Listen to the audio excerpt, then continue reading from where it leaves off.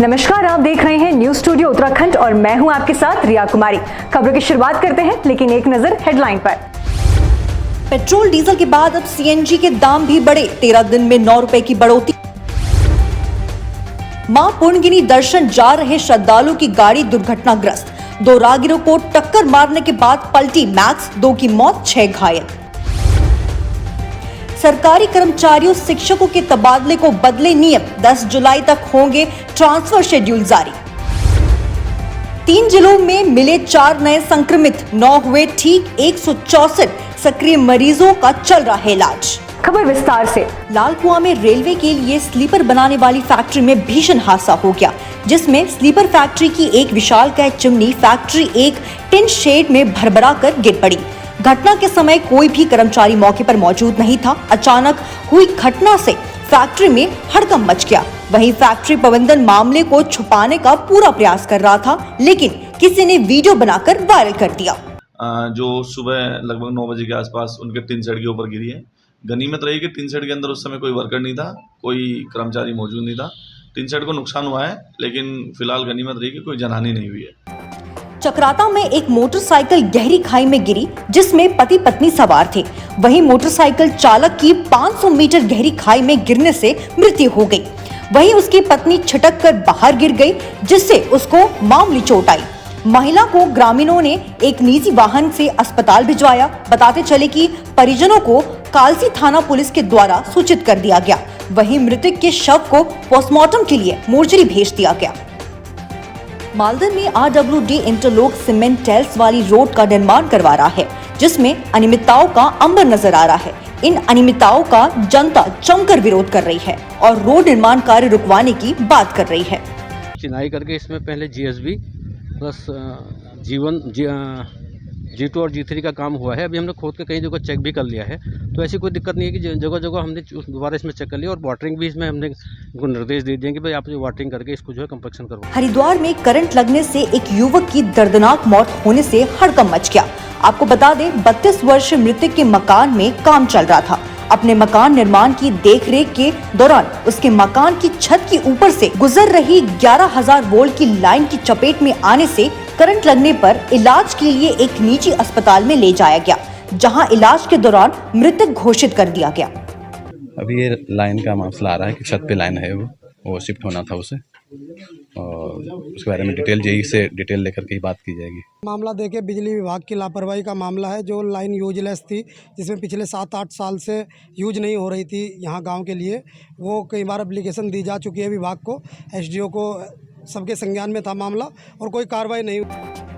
डोईवाला के एक अस्पताल की लापरवाही का एक बड़ा मामला सामने आया है। अस्पताल ने मरीज को वेंटिलेटर पर रखने के बाद मृतक घोषित कर दिया। आपको बता दें, डोईवाला के अस्पताल में भर्ती कराए गए एक ग्रामीण को अस्पताल के चिकित्सक से मृतक घोषित कर वेंटिलेटर से हटाकर परिजन को सौंप दिया। मरीज के परिजन अंतिम संस्कार के लिए उसे घर लाए, तो इस बीच पता चला कि वो जिंदा है। इसके बाद मरीज को फिर दूसरे अस्पताल में भर्ती कराया गया। फिलहाल लक्सर के एक अस्पताल में ग्रामीण को भर्ती कराया गया है, जहां उनका उपचार चल रहा है। साथ वाले बता रहे थे कि कहीं पे और एडमिट थे, वहाँ उन्हें मृत घोषित कर दिया और घर लेकर आ गए थे। लेकिन किसी ने बताया कि भारत हॉस्पिटल जाइए, तो पेशेंट यहाँ पर आया और पेशेंट का हार्ट प्रॉपर कंटिन्यू काम कर रहा था। हमारी डॉक्टर की टीम ने पेशेंट को जैसे चेक किया और पेशेंट अभी काफ़ी ठीक है और पेशेंट ICU में एडमिट। पेरेंट का ट्रीटमेंट चलता रहा, चलते चलते उन्हें और ज़्यादा प्रॉब्लम हुई। पेट जैसे पेट फूल गया, सांस नहीं आया, लैट्रिन नहीं आई, बाथरूम नहीं आया। फिर उन्होंने वेंटिलेटर पर घेर दिया।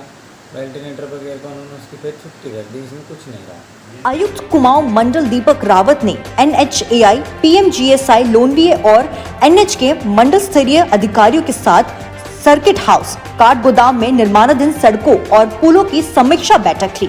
बैठक में कुमाऊं कमिश्नर ने मंडलीय अधिकारियों को निर्देश दिए कि जिन स्थलों में निर्माण कार्य चल रहा है, वहां 10 दिन के भीतर CCTV कैमरे स्थापित किए जाए, ताकि समय समय पर कार्यों की मॉनिटरिंग की जा सके।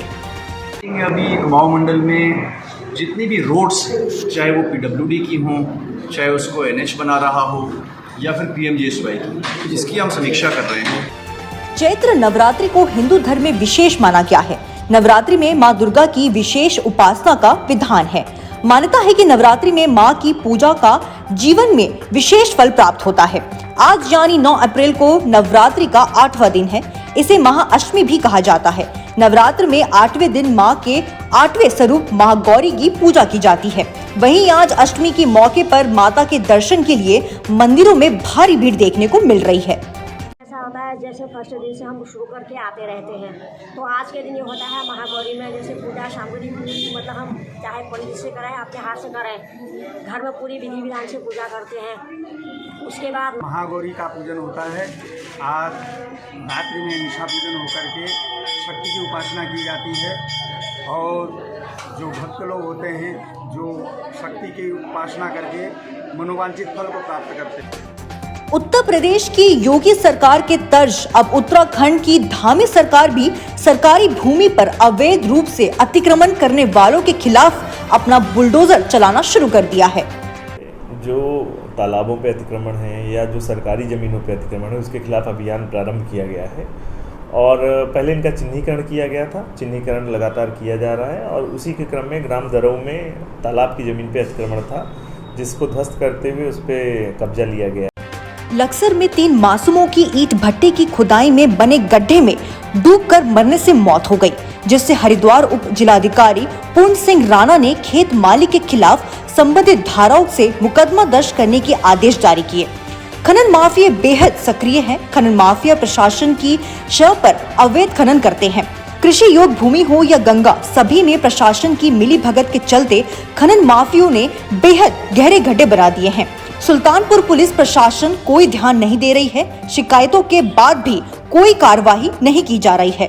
वो तहसील हरिद्वार में कुन्हारी गांव का मामला है, तो तहसील मेरे द्वारा जो है एसडीएम हरिद्वार से बात की गई है। आज की खबर में बस इतना ही। देखते रहिए न्यूज़ स्टूडियो उत्तराखंड। धन्यवाद।